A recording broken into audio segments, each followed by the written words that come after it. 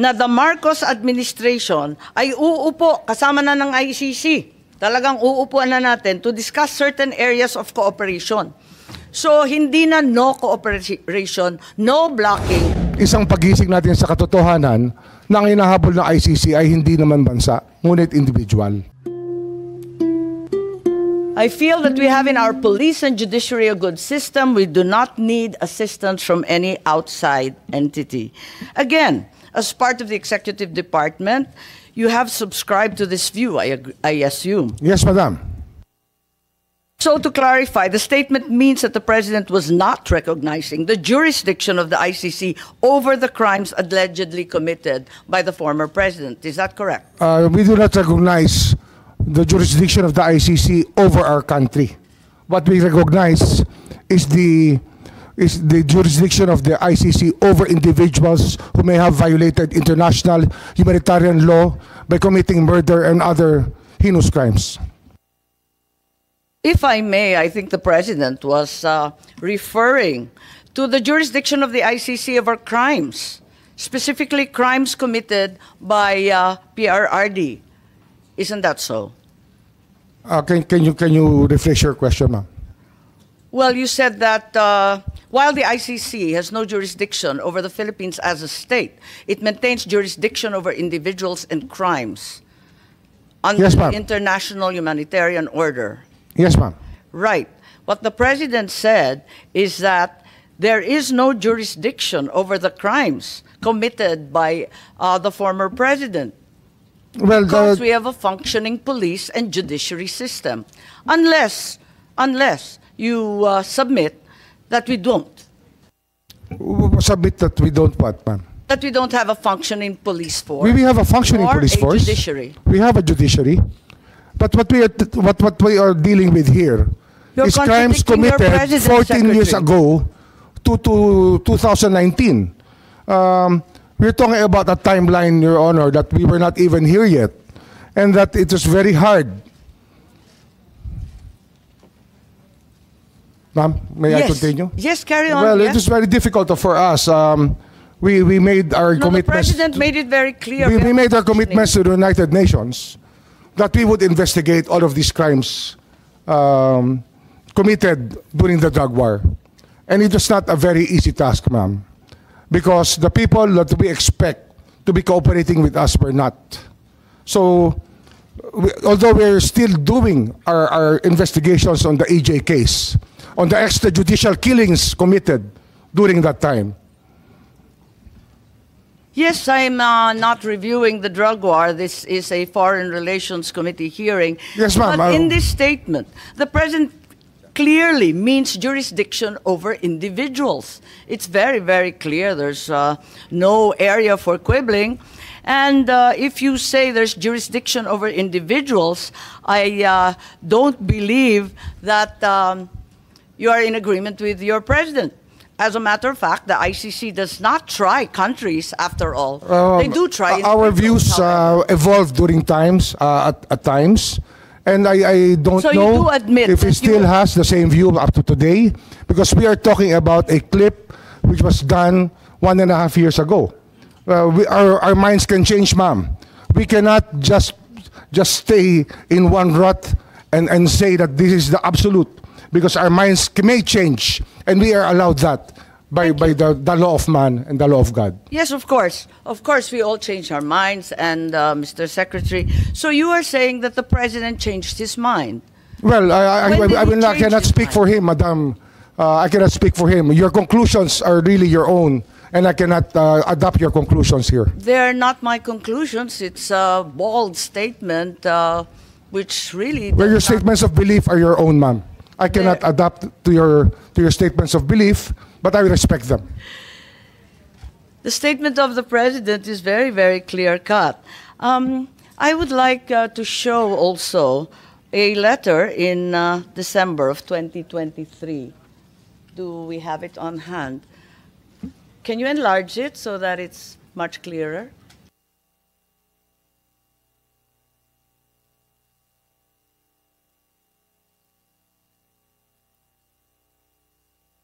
Okay.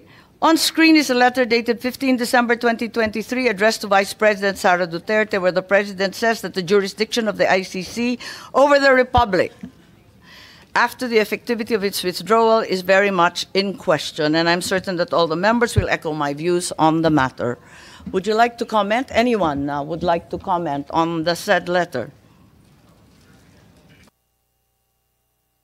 Is it correct that if this was in fact a work in progress, as stated by Secretary Remulla, as of 15 December 2023, all the secretaries and undersecretaries already holding such positions at that time also viewed the ICC as having no jurisdiction over the country, as stated by the President himself in the letter? We did not assist the ICC, ma'am. We continued with the very tenor of the letter, that we did not assist the ICC. We never had contact with them. The investigation that they conducted was through their own methods, and we did not in any way assist them. As said in your letter, we cannot. It's not my letter, sir. It's the President's. It's a President's letter. We did not assist them. I think that's not the question. My question is simply to say that as of that date, all those in the cabinet were in agreement with the President's statement. Is that correct, Secretary Teodoro? As of 15 December. Ma'am, the President's statement is binding, and I defer to Secretary Remulla that we did not, that no government agency, the DND, never cooperated with the ICC as in accordance with the statement.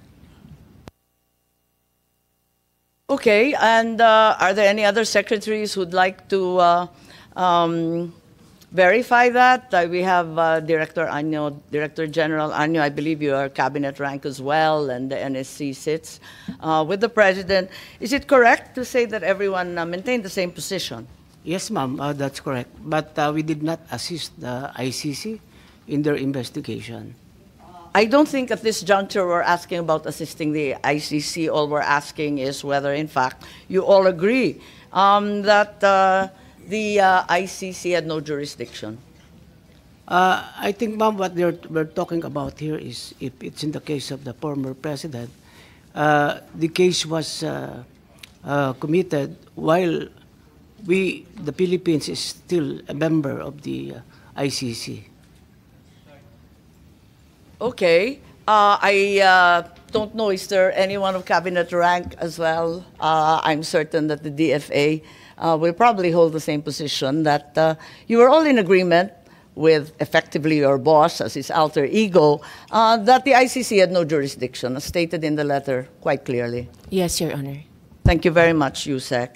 Okay, and then in January of 2024, the President then said, let me say this for the 100th time. I think we've seen that clip before. Can we bring it back? Yes, for the 100th time, I do not recognize the jurisdiction of the ICC. The Philippine government will not lift a finger to help any investigation that the ICC conducts.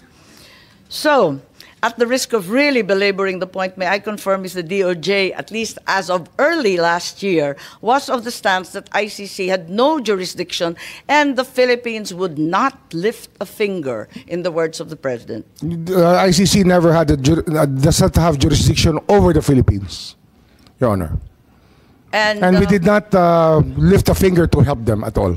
So we affirm that we never at any juncture lifted a finger. Yes, Your Honor. Also, I think the Secretary of Justice vehemently asserted the same during that time. May we have the PowerPoint, please?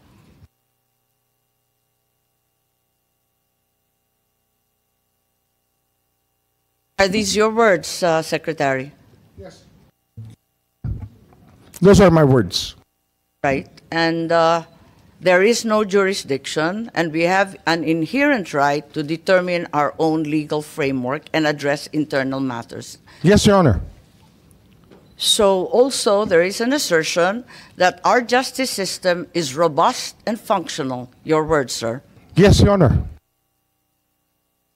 However, 10 days later, after Secretary Remulla gave the above statement, on 20 February, there seems to be a slight yet significant change in the tone of the president's rhetoric when he said, I am not certain if we have the PowerPoint. Do we have a slide with the president? I don't approve or deny it, but you know they, the ICC, haven't done anything illegal. We will do something about it. We are an open country. Maybe clarified as to what the president meant, given that there seems to be a determined change in attitude, that in fact we are an open country. And until they do, they being ICC, do something illegal, wala siyang gagawin para hintuin sila. Parang naiba ang usapin. I will have to ask what question was asked of the president before I make any response, because I do not know what context the president said those words. I think it's not unclear. Hanggang may gawin sila na illegal. May I ask the PNP, the DFA, anong ibig sabihin if they do something illegal? Na nanghimasok sila, na may ginawa sila sa Pilipinas. Maybe I can answer that better, ma'am. An example would be to take an oath of somebody within the Philippine legal system. They are not allowed to do that. Okay, so until such time as they do something illegal, like requiring an oath of someone being entirely unauthorized as foreigners, is that your meaning? Yes, ma'am. Okay. Does this mean that the Philippine government was allowing the ICC to enter and investigate, provided they did not amount to any illegal action? Nobody ever identified themselves as the ICC when they entered our country, if ever they entered our country. So we did not allow them, if that is the only meaning of your question, we did not allow them, as we did not know any entry of any ICC person in the country. The president's statement seems to suggest otherwise. We are an open country. So yes, ma'am, but we could not. That there, in fact, were others coming through. Well, we suppose that people were coming in and out of our borders. We have millions and millions of people entering our ports and airports, and we cannot ask all of them if they are related to the ICC or not. We cannot do that, ma'am. Okay, perhaps we can call on Secretary Año. Did you have any information that, in fact, the ICC had resumed its investigation? Because clearly there is a pivot in the president's statement. Perhaps you can enlighten us? Ma'am, as far as the NSC is concerned, we have not monitored any investigation conducted by the ICC inside the country. So, at no point after the pre-trial chamber authorized the prosecutor to resume its investigation, did in fact resume its investigation in the Philippines? We don't have any information that they conducted an investigation here, but probably in Bakit their own nabanggit ng base. Pangulo na meron ng possibly illegal entry, and that in fact they were welcome since we were an open country? Ano kaya ibig sabihin nun? Ma'am, may I? Yeah, may I refer to the DOJ, ma'am? Yes, please. Yes, ma'am. It's really important that we know the context by which the president gave the statement. If we do not know the question, we cannot understand the answer. I think that it's very basic, ma'am. Yes, and we're all subject to the media. I just found this through the media. I am not aware of any specific or special context. My understanding is that it was an interview, as is usually given by public officials. Yes, ma'am, but it's usually the context by which we are asked a question that we give an answer. So unless we hear the exact question that he was asked, we cannot give you a complete answer to this question, ma'am. Perhaps this will be clearer. November 14, 2024, the president was quoted as saying, if that's the wish of Duterte, we will not block the ICC.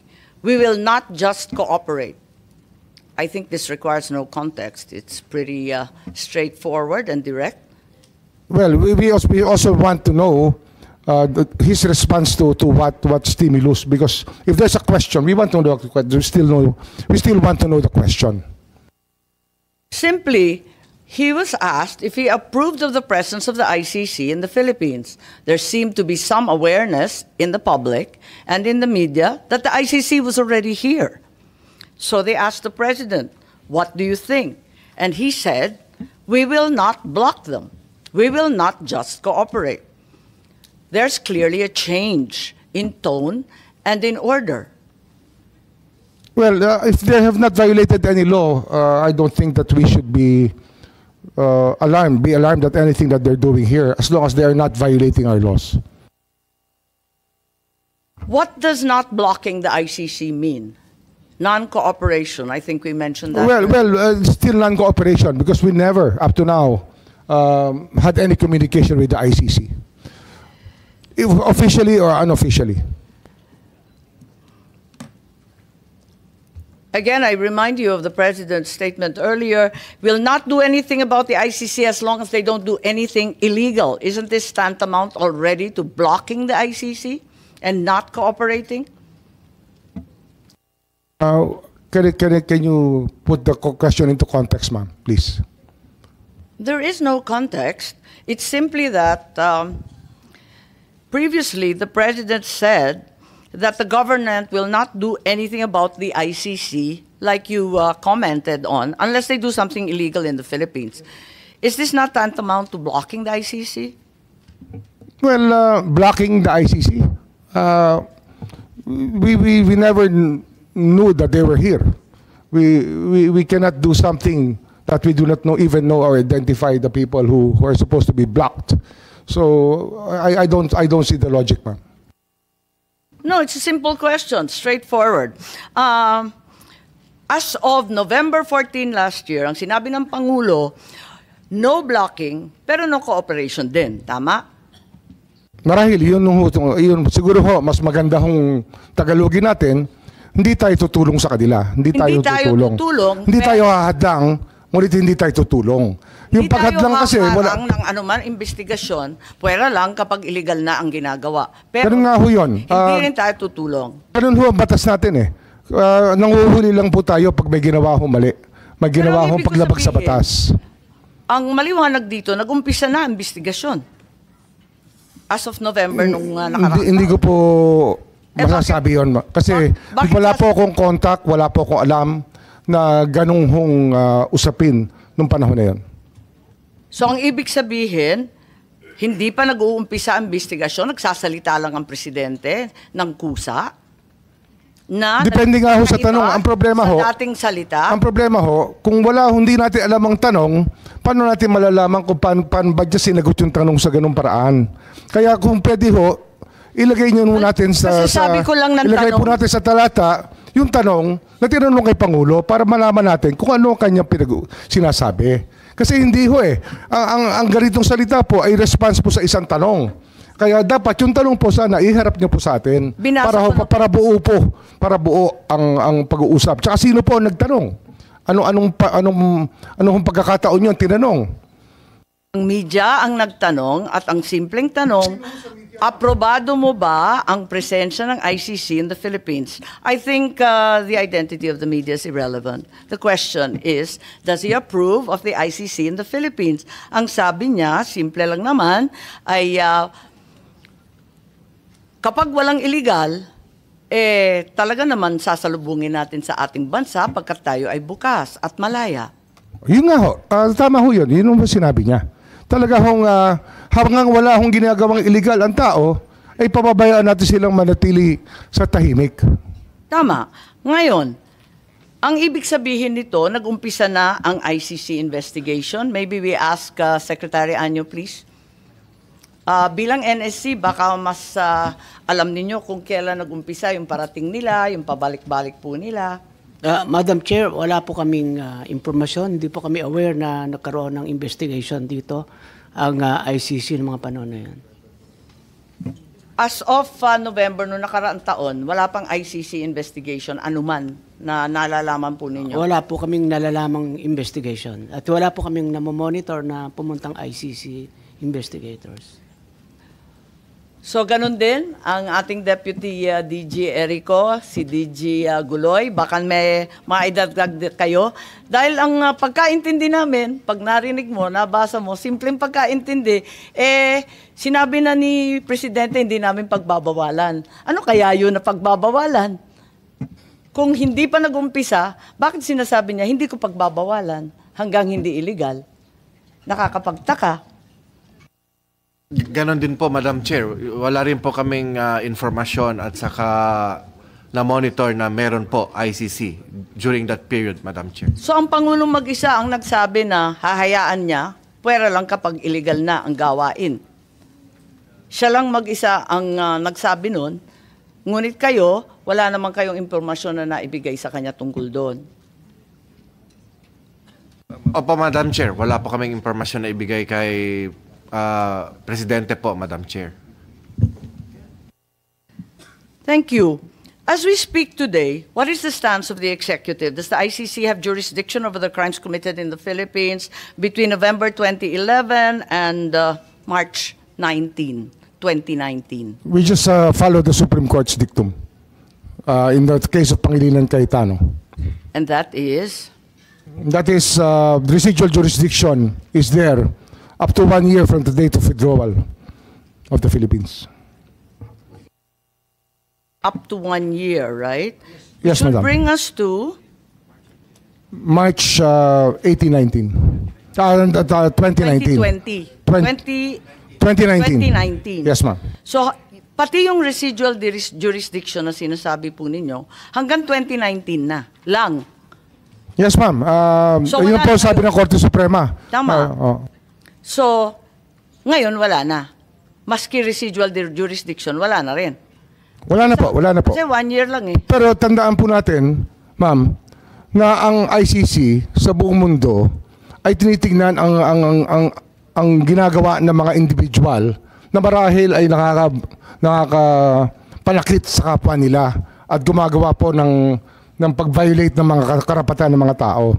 Yun po yung tinitingnan po na ICC rito eh. Kaya ho, hindi po yan ang ating tinitingnan eh. Ang tinitingnan po natin talaga, ano ba talaga ang ICC? Ang ICC ay tinatag upang habulin yung mga mga individual na lumabag sa batas ng tao at sa batas ng Diyos. Yun ang pagkakaunawa ko.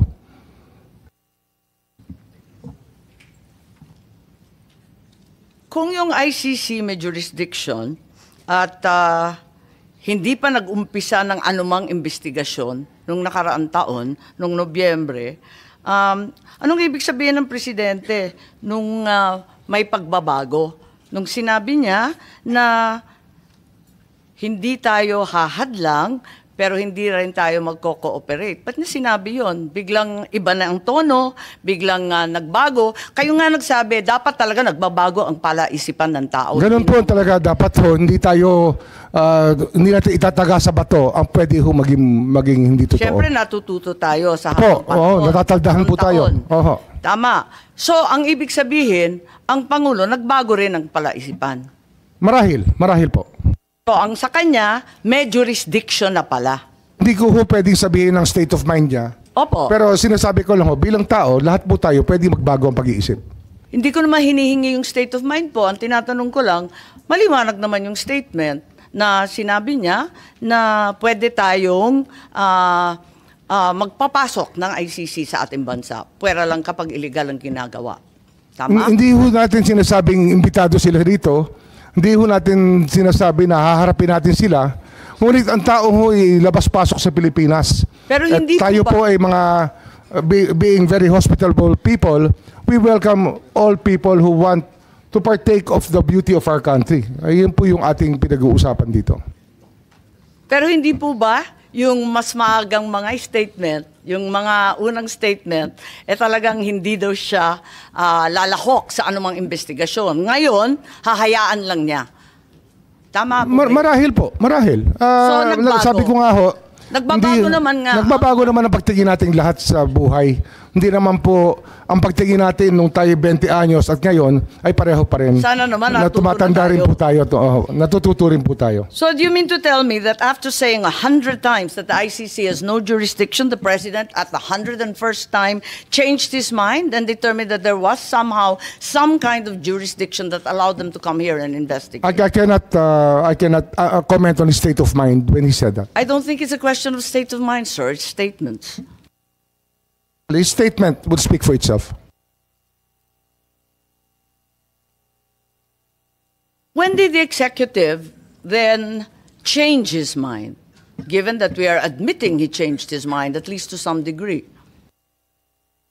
Well, I cannot agree to the... I mean, the question, ma'am, is very vague, if you ask me. Hindi, nagbago, di ba? Nung una, sabi niya talagang haharangan niya. Because at I cannot, bawal as dahil I meron said tayong earlier, mga ma'am, korte. I Tapos cannot- biglang sinabi na bukas ang Pilipinas. Kung nag-iimbestiga sila, papasukin. Pwera lang pag may ginagawang illegal o may krimen. Again, I can say Malaking that pagbabago po yun. hindi ko ako pwedeng magkomento sa state of mind niya. Kung paano ho nag-iisip ang Hindi ko Pangulo, naman hindi pa ako tinatanong kung magkomento. galit, wala naman akong tinatanong kung masaya. Yun ang state of mind. Ang tinatanong ko, doon sa sinabi, hindi ba maliwanag na nag-iba? Sabi ko nga ho, lahat tayo nagbabago ng pag-iisip sa pagdaan po ng panahon. Okay. Tayo po ay natututo naman ng unti-unti at nauunawaan natin ng gusto ang kaya nga. pangyayari sa paligid natin. Kung aaminin natin na nagbago ang pag-iisip, bakit? At kailan nagbago yung pag-iisip natin tungkol sa jurisdiction ng ICC? Bakit? At meron bang dahilan? Baka may alam ang DND, baka may alam ang NSC, para maintindihan natin kung saan na tayo ngayon. Kasi tayo ay nag-iimbestiga in aid of legislation. Gusto ko malaman saan ba tayo patungo. Ano na ba ngayon? Palibasa, eto nga, admitido natin, nagbago. Kung nagbago, saan na tayo ngayon? Siguro po yung pag-unawa po ng ICC jurisdiction. Kasi nung nag-aapela pa tayo sa ICC, na sinasabi natin na hindi tayo saklaw dito, marahil yung isang pagising natin sa katotohanan na ang hinahabol ng ICC ay hindi naman bansa, ngunit individual. Marahil yun po yung pag-unawa na nagbago sa ating lahat. Kasi hindi naman po estado natin ang hinihimok ng ICC, kundi po yung mga individual dito na nagkasala at yung naging biktima po ng mga krimen at ng mga pamilya po ng mga biktima ng mga pagpatay nung panahon na yun. Okay. At sabihin natin may limited cooperation sa ICC.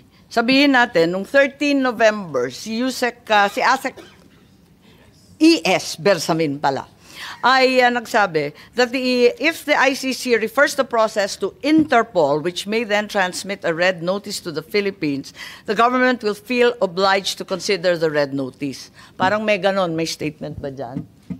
Yung kay ES Bersamin. Alala ko po yung statement na yun. Panaalala po Opo. niya. Opo. Oo. So, yung pagbabago ay malinaw kasi pati si Executive Secretary diniin na nagbago nga talaga. Tama po ba? Kasi sabi niya,